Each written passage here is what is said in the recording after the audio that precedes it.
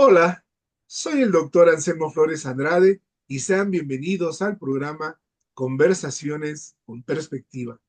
En la emisión de hoy hablaremos sobre las élites políticas desde América Latina, que es el título del más reciente trabajo de la doctora Benedict Bull y que aparece en el libro que lleva por título América Latina, Democracias Frágiles y Conflictividad, editado por Tirán Humanidades en Valencia, España, el año pasado.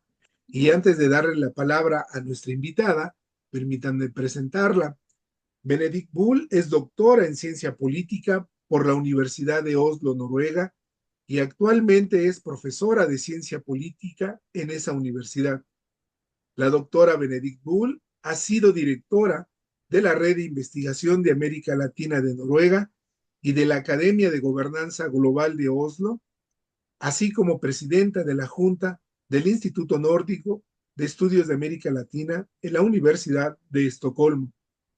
Ha publicado sobre temas de desarrollo, desigualdad, élites, gobernanza ambiental y la inserción de América Latina en la economía y política global. Doctora Benedict Bull, gracias por haber aceptado nuestra invitación para estar con nosotros. No, es un gran gusto estar aquí y una coincidencia porque físicamente estoy en México hoy en día. Sí. Así es, y te deseo mucho éxito y bueno, para aprovechar tu presencia en esta emisión, porque el tiempo pasa muy pronto por Zoom, vamos a iniciar, Benedict. Eh, Antes de iniciar con las preguntas que tengo interés en formularte en relación a tu más reciente trabajo académico publicado en este libro, eh, quiero preguntarte, ¿por qué estudiar las élites políticas y económicas de América Latina? O si lo prefieres, ¿cuál es tu interés por estudiar a las élites en el continente? Aunque no sé si primero, para el público que nos va a ver y escuchar, debemos dejar en claro qué entender por élites y quiénes la componen. Te escuchamos, Benedict. Bueno, yo creo que para mí mi interés por élites viene desde más allá de que tenía una definición clara, porque yo hice mi doctorado sobre los procesos de privatización de las telecomunicaciones en Centroamérica. Y mi hipótesis inicial fue que todo fue dirigido, empujado por las grandes instituciones financieras como el Banco Mundial, el BID y el Fondo Monetario. Pero empezando a investigar las cosas, trabajaba un tiempo para un empresario en Guatemala, empecé a conocer.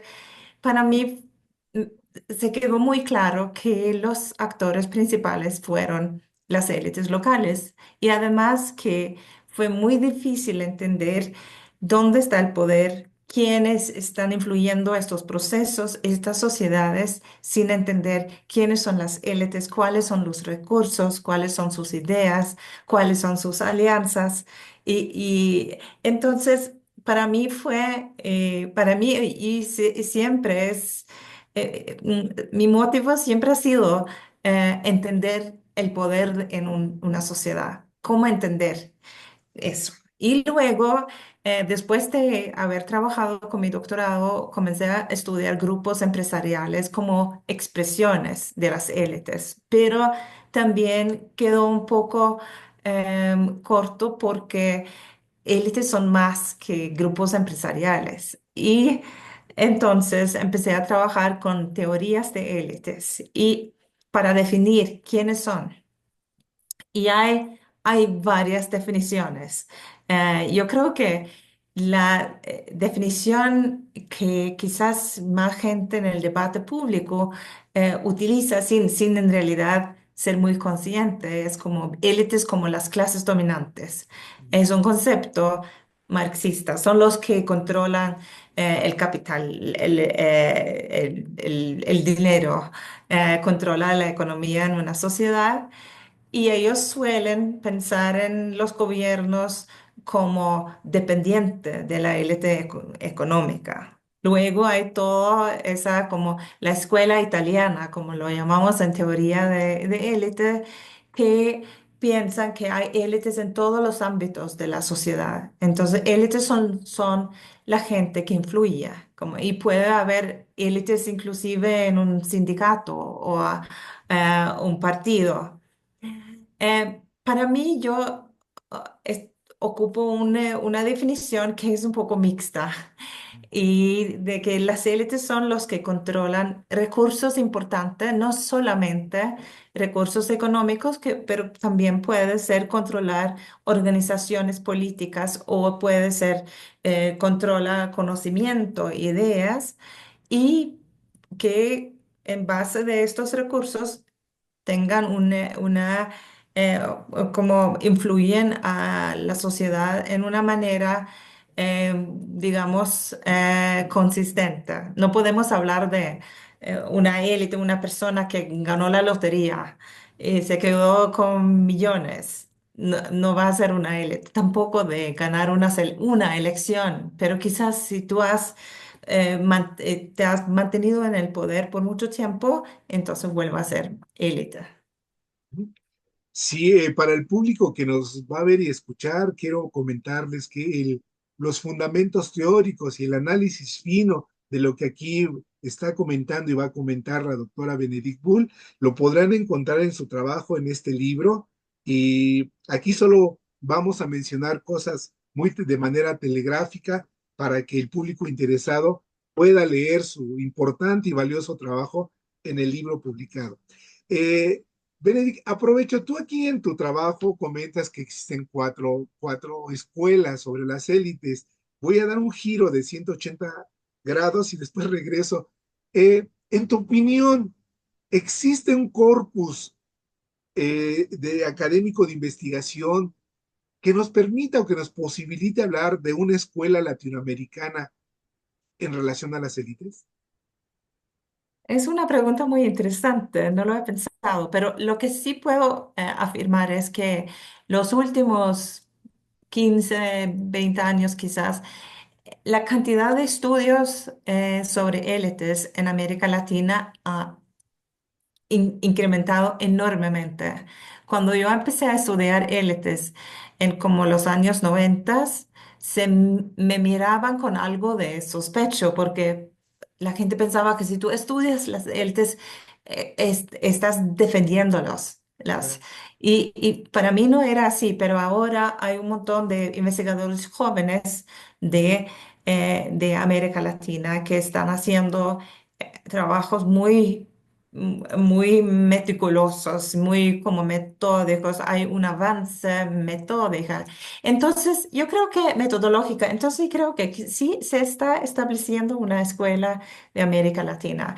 En general, puedo decir que los estudios sobre élites de esta América Latina han tenido a tomar como un concepto marxista como punto de partida. Quizás porque ha habido tanta dominación de una clase dominante. Y no, en algunos países ha existido élites alternativas en base de educación, por ejemplo, o en base de control del cuerpo militar o otros, pero en general el poder de la élite económica ha sido tanto que eso siempre ha sido el enfoque, pero no el único, hay muchos otros y hay también, yo creo que una parte de la literatura sobre élites tiene que ver con la captura del Estado. Y ahí yo creo que los grandes contribuyentes, como Francisco Durán de Perú o otros, vienen de América Latina. También quizás por su propia historia. Y eso es importante siempre recordar que también lo que nosotros llamamos ahora teoría de élites también sale de un contexto político muy particular. La escuela italiana sale del debate en Italia en el periodo entre la Primera y la Segunda Guerra Mundial, etcétera. Entonces, pero yo creo que sí se está construyéndose una escuela latinoamericana y es algo, es un logro importante. Y tienes toda la razón en los últimos, bueno, en mi opinión, tú eres una de las pioneras en el estudio de las élites en América Latina y efectivamente ha habido un avance metodológico en estos últimos 25 años y en ese sentido te quiero preguntar, Benedict, en tu opinión, en relación a las élites políticas y económicas, en tu opinión, ¿qué cambios en su composición y en la forma de ejercer influencia observas tras los procesos de democratización respecto a los años anteriores, es decir, a los años 70, 60?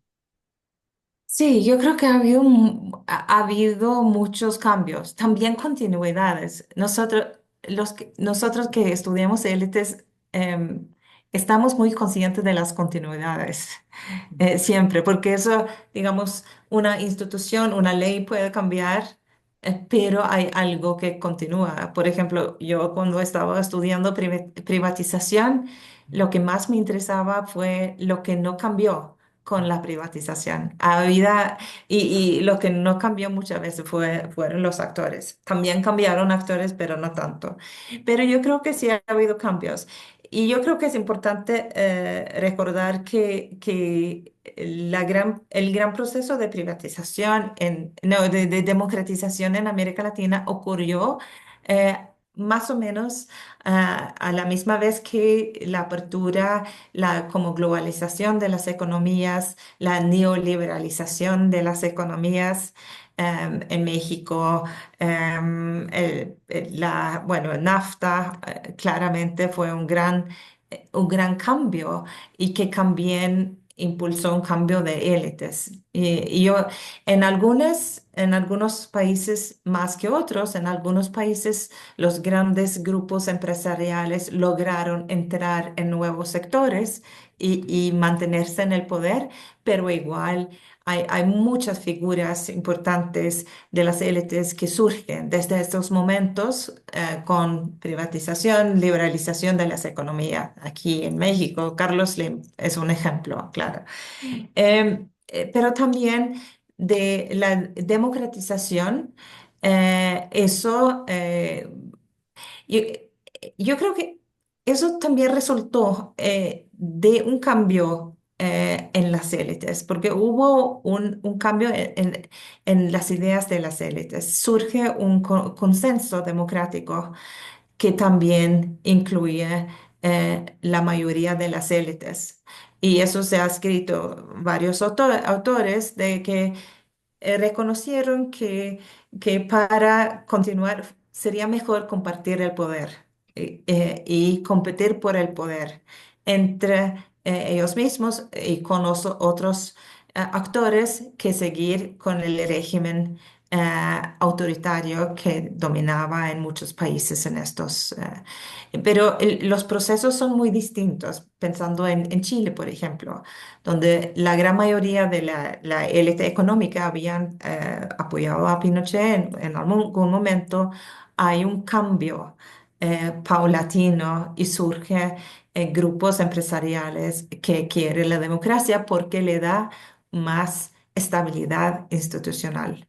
Yo creo que eso es muy importante para la élite económica.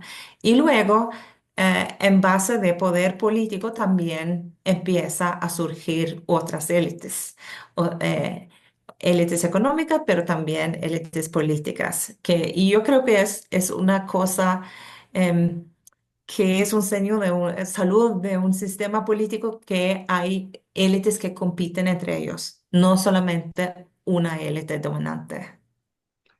Y en esta eh, con reconfiguración de las élites en América Latina, Benedict, en tu opinión, ¿qué rol ha jugado la inmigración en la reconfiguración de esas élites? Porque es una variable que desde hace 2 décadas creo que ha influido mucho en esta reconfiguración y presencia de estas nuevas élites.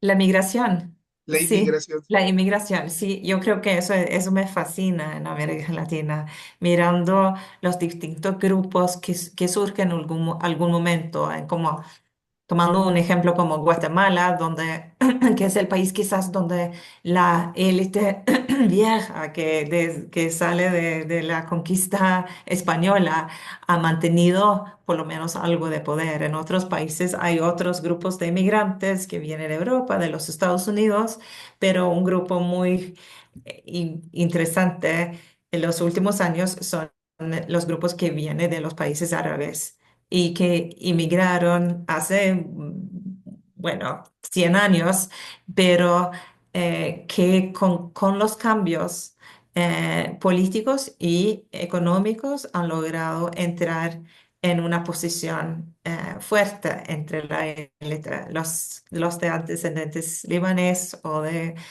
Palestina o de Siria, bueno, están en toda la región, en algunos países más que otros. Y son interesantes porque ellos suelen llenar vacíos en la economía. Cuando vinieron, las élites fueron élites terratenientes en general, mientras que el comercio, la industria, se quedaba vacío. Y ahí empezaron ellos a poner sus negocios y con los cambios de los 80s, 90s, eh, aumentan en su influencia y también su riqueza en muchos países.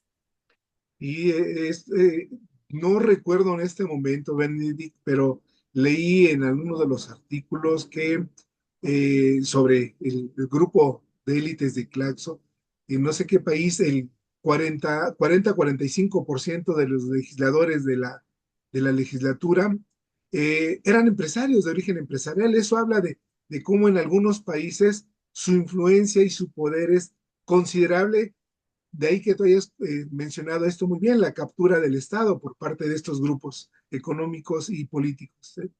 Sí. Sí, esa cifra no sé exactamente de dónde viene, pero podría ser, por ejemplo, Perú, donde el sector empresarial ha tenido un poder muy fuerte.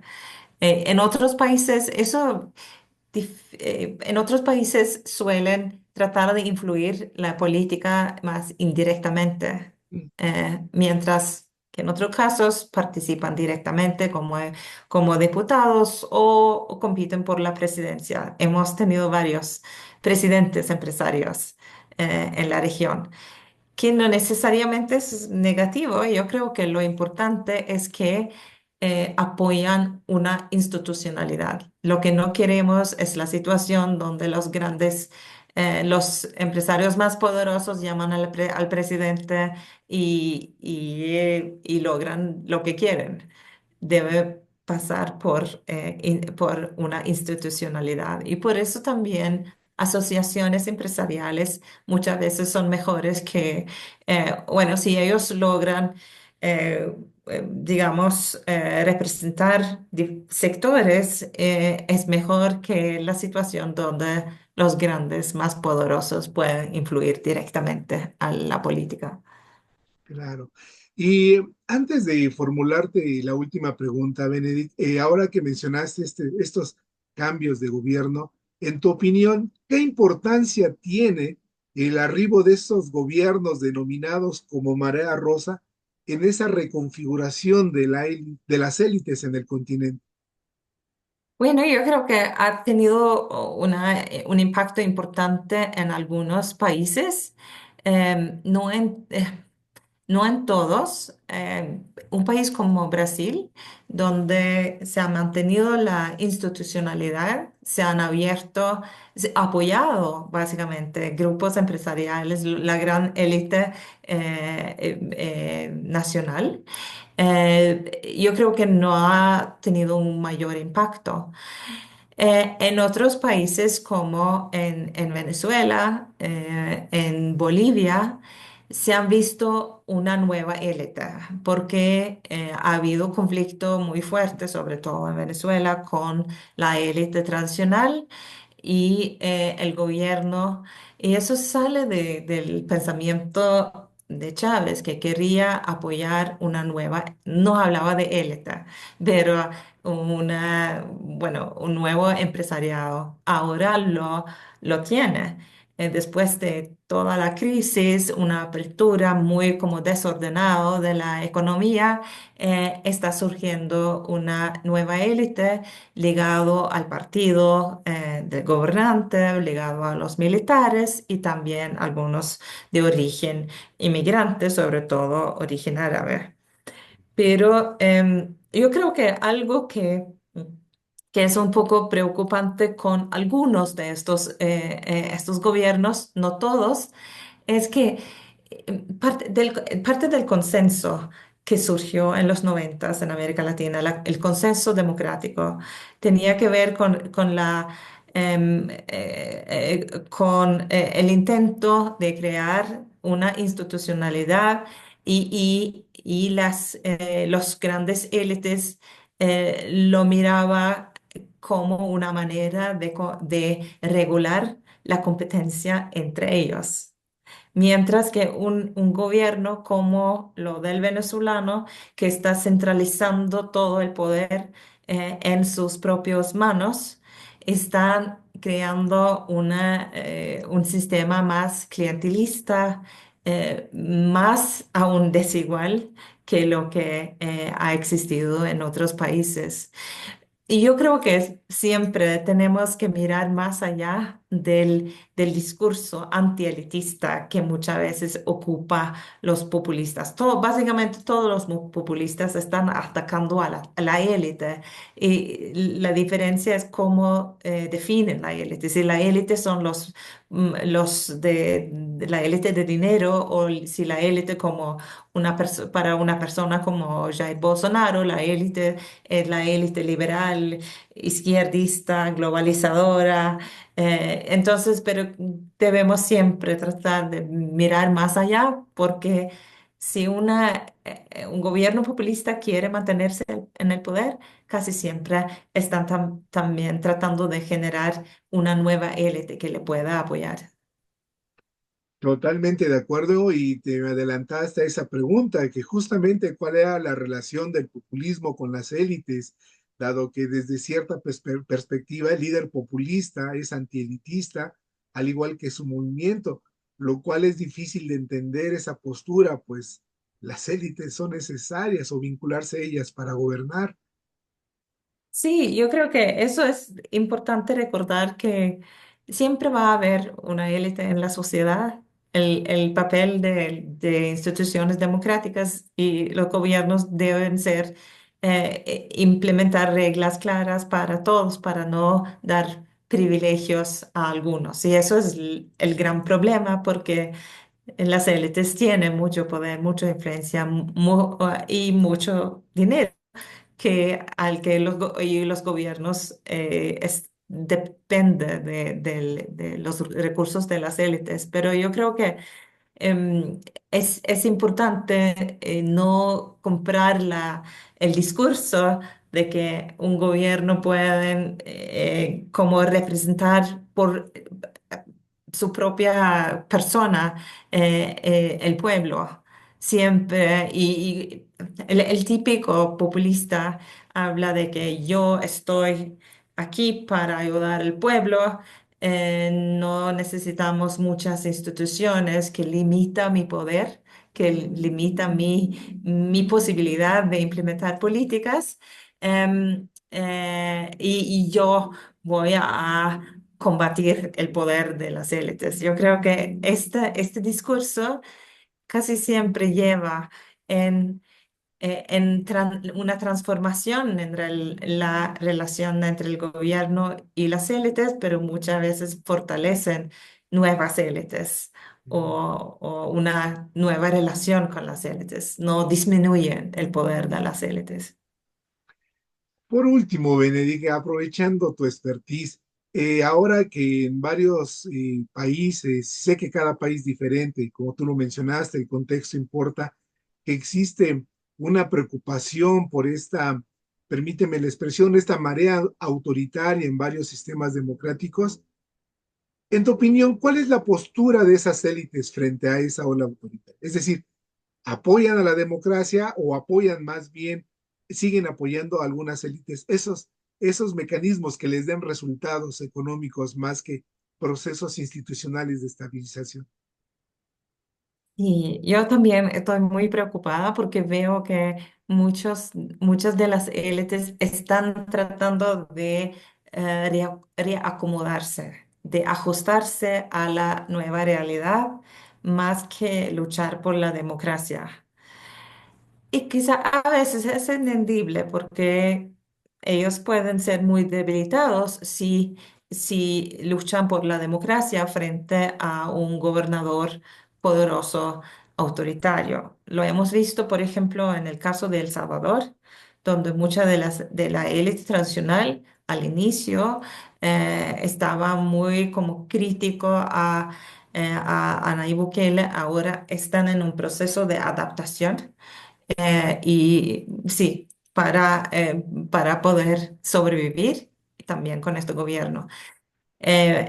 Bueno, en otros casos, como en venezolanos, ha habido eh, un fuerte conflicto entre el gobierno y la vieja élite económica. Ahora eso también está un poco menos claro porque la élite económica está tratando de sobrevivir en alguna manera y el gobierno está abriendo algunos espacios para actividad económica eh, como para ganancia, espacios capitalistas. En otro artículo que escribí junto con mi colega Antulio Rosales, lo hemos llamado capitalismo autoritario. Y yo creo que vemos tendencias a eso en varios países, pero en diferente grado. Me gustaría también mencionar que este capítulo en el libro lo escribí junto a Francisco Sánchez de la Universidad, del Instituto Iberoamericano de Salamanca, para tenerlo correcto, que no es solamente mi obra. Pero yo creo que lo que apuntes ahí es una tendencia muy preocupante que no es único para América Latina, lo estamos observando también en varios países en Europa, pero es claramente una tendencia casi mundial. Sí, totalmente de acuerdo, Benedict. Y solo me resta decir, soy el doctor Anselmo Flores Andrade y fue un placer haber conversado con la doctora Benedict Pool, académica de ciencia política de la Universidad de Oslo, Noruega. Una vez más, recomiendo ampliamente su investigación en coautoría denominada Las élites políticas desde América Latina, que se encuentran en el libro América Latina, Democracias Frágiles y Conflictividad, editado por Tirán Humanidades en Valencia, España. Y una vez más, Benedict, gracias por haber estado con nosotros, gracias por tus interesantes reflexiones y hasta la próxima emisión. Hasta la próxima. Un gusto.